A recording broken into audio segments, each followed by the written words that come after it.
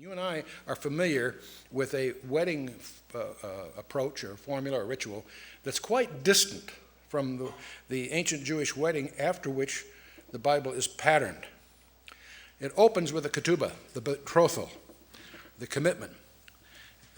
Generally on the part of the prospective bridegroom, he took the initiative, and they established a marriage covenant. And the negotiating price, the moher, was he had to pay to purchase for his bride. And once that was done, from that point on, she was set aside. She was sanctified in a sense, set apart. From that moment on, she was considered exclusively for the bridegroom. It was an enforceable contract. Remember Joseph and Mary; they were espoused, and yet he had that problem because even though it was just an espousal, he was committed. It was a committed situation in Matthew 1 and also in Malachi 2 and so forth. So, and as a symbol of that relationship, they would both drink wine as a sealing of that.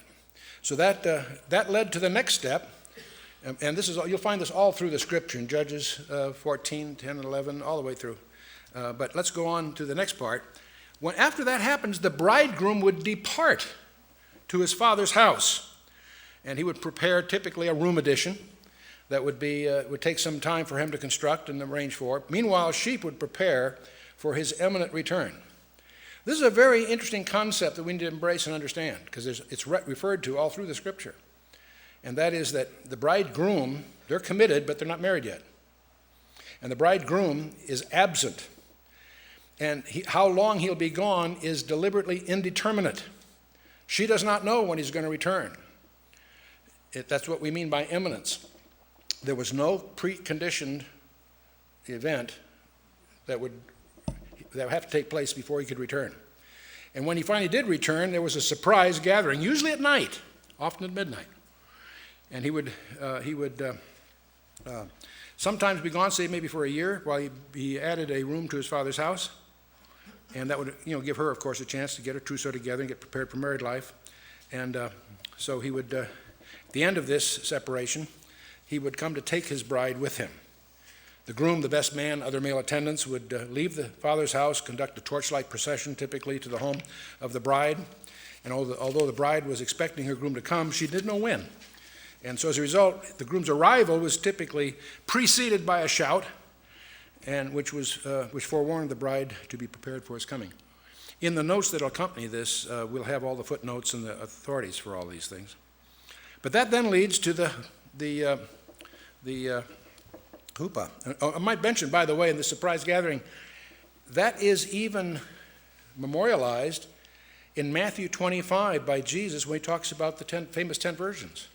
Understand that parable, the context of it. They're waiting for the surprise of the bridegroom coming. You find that all through the Scriptures, if you know where to look, Psalm 45 and so on.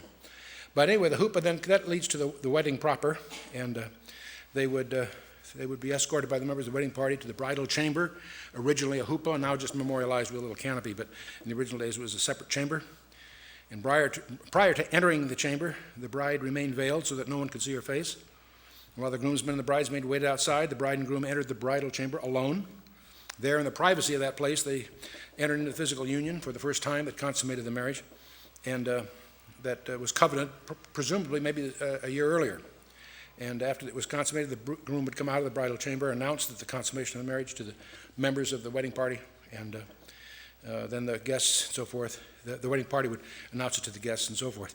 And that leads, of course, to the marriage supper. Lasted typically 7 days. You'll find that in a number of places, Judges 14, Matthew 9, Matthew 22. Again, we have it used as an idiom in the parables and so forth. So they had a great wedding feast. So and after the 7 days, the bride would be unveiled and everyone could see her face and so forth.